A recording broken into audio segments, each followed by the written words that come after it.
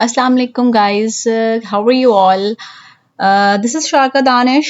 So आज का जो हमारा टॉपिक है वो है गूगल सर्च कंसोल। ठीक है, गूगल सर्च कंसोल क्या है और वो हमारे लिए क्यों यूज़फुल है और किन किन लोगों के लिए यूज़फुल है, हम इस बारे में आज डिस्कस करने वाले हैं। तो सबसे पहले बताऊं कि छोटी सी हिस्ट्री दूं कि गूगल सर्च कंसोल पहले गूगल वेब मास्टर था। 2015 में गूगल ने इसको चेंज करके गूगल सर्च कंसोल कर दिया और अब वो गूगल सर्च कंसोल ही है। ठीक है, और अगर मैं मोटा मोटा डिफरेंस बताऊं कि गूगल एनालिटिक्स और गूगल सर्च कंसोल में डिफरेंस क्या होता है, तो लेट सपोज हमारी एक वेबसाइट है जिसके अंदर दो इंट्रैक्शंस हैं। ठीक है, सबसे पहला इंट्रैक्ट जैसे गूगल बॉट्स आके हमारे वेबसाइट को क्रॉल करते हैं, यानी कि गूगल बॉट्स, और सेकंड नंबर पे यूजर्स आते हैं, हमारे कंटेंट पढ़ते हैं और दैट प्रोडक्ट्स या जो भी। ठीक है, तो जो गूगल बॉट्स के ट्रैकिंग होती है कि वो कैसे वर्क कर रहे हैं, तो उससे रिलेटेड जो डाटा हमारे पास आता है वो गूगल सर्च कंसोल से हमें मिलता है। यानी गूगल बॉट्स के ट्रैकिंग का डाटा हमें गूगल सर्च कंसोल से मिलता है, जबकि यूजर्स की जो ट्रैकिंग होती है, जैसे कि यूजर का डेमोग्राफिक, यूजर का इंटरेस्ट और उनसे रिलेटेड जो डाटा होता है वो हमें गूगल एनालिटिक्स से मिलता है। ठीक है, तो ये एक बेसिक और मोटा सा डिफरेंस है दोनों टूल्स के दरमियान। इसके अलावा गूगल सर्च कंसोल से हम क्या क्या कर सकते हैं। गूगल सर्च कंसोल हमारी वेबसाइट को मॉनिटर करता है और उसकी मेंटेनेंस में हेल्प देता है, और इसके अलावा ट्रबल शूटिंग में, जैसे कि मेंटेनेंस, इसकी इंडेक्सिंग प्रॉपर है, सब चीज़ें, और उसके अंदर जो इश्यूज आ रहे हैं वो भी हम गूगल सर्च कंसोल से ही सॉल्व कर सकते हैं। ठीक है, हम काफ़ी सारे प्रॉब्लम्स अपने गूगल सर्च कंसोल से सॉल्व कर सकते हैं। कुछ ऐसे मसले हैं जो हम नहीं कर सकते, लेट सपोज पेज स्पीड का मसला है, तो वो हमें जाके डेवलपर एंड पे ही जाके उसको सॉल्व करना पड़ता है। ठीक है, तो इसके अलावा जो है कौन जो है जिसको कौन है जिनको गूगल सर्च कंसोल यूज करना चाहिए और उसका मतलब नो हाउ होनी चाहिए। सो सबसे ज्यादा बिजनेस ओनर्स हैं जिनको पता होना चाहिए कि गूगल सर्च कंसोल क्या है और इसके डैशबोर्ड की नो हाउ होनी चाहिए। इसके अलावा SEO specialist, of course obviously कि ये गूगल सर्च कंसोल तो एसईओ का तो के लिए तो बहुत ही यूजफुल टूल है। सो इसके अलावा site administrator and web developer, इन सबको गूगल सर्च कंसोल के बारे में पता होना चाहिए। ठीक है, सो हमारी कोई न्यू वेबसाइट है, बनाई है हमने, तो गूगल को कैसे पता चलेगा कि हमारी कोई वेबसाइट है, जब तक हम उसे गूगल सर्च कंसोल में सबमिट नहीं करेंगे। ठीक है, तो अब हम इसके डैशबोर्ड की तरफ चलते हैं। जब हम गूगल सर्च कंसोल में अपनी वेबसाइट को सबमिट करेंगे तभी जाके गूगल बॉट्स उसको क्रॉल करेंगे, हमारे पेजेस को इंडेक्स करेंगे, तो ये सब चीज़ें होंगी, देन हमें इस डैशबोर्ड से पता चलेगा। अच्छा, अब मेरे पास यहाँ पर प्रॉपर्टीज ऐड हैं, तो मेरे पास ये डाटा भी नजर आ रहा है। आप लोगों ने अगर न्यू वेबसाइट बनाई है और न्यू वेबसाइट आप लोगों ने इसमें ऐड की है, तो आपके पास कोई डाटा नहीं शो होगा, और अप्रोक्सीमेटली 1 मंथ में आपको डाटा शो होना शुरू होता है। ठीक है, तो आप जब न्यू होंगे इस डैशबोर्ड पे, तो आपके पास जो इंटरफेस आएगा वो कुछ ऐसा होगा।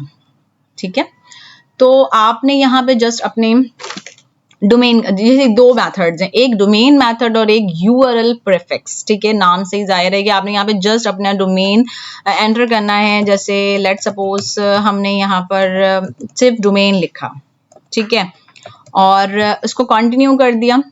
कंटिन्यू करने के बाद जो है वो आपके पास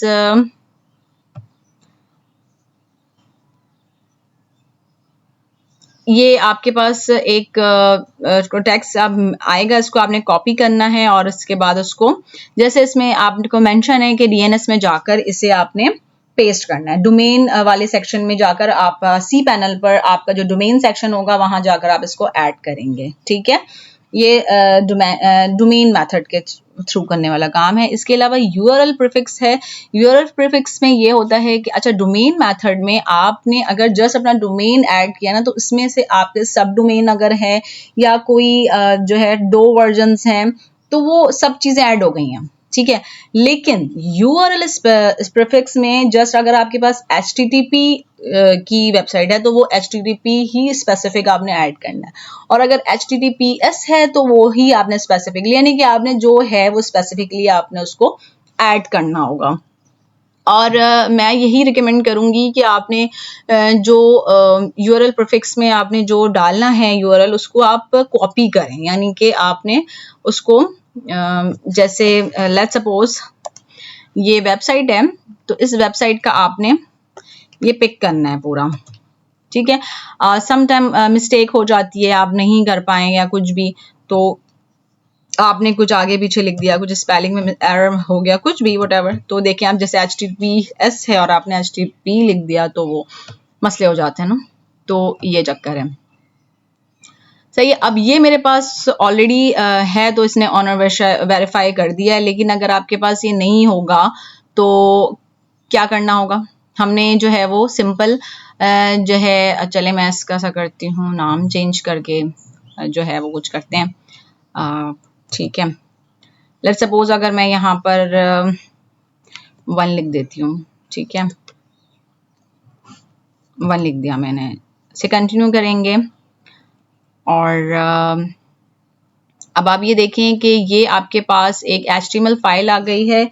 इस HTML फाइल को आपने जो है वो डोमेन के रूट पर ऐड कर देना है, ठीक है। इसके अलावा आपके पास ये वेरिफिकेशन डिफरेंट मेथड्स हैं, Google analytics, Google tag manager, और सबसे ज़्यादा जो चलने वाला है वो HTML टैग है। आपने जस्ट इसको कॉपी करना है, कॉपी करने के बाद आपने इसको हेड सेक्शन में बिफोर द बॉडी पेस्ट कर देना है, ठीक है। उसके बाद आप ये क्लिक द वेरीफाई ब्लो करेंगे तो आपके पास जो है वो ये हो जाएगा।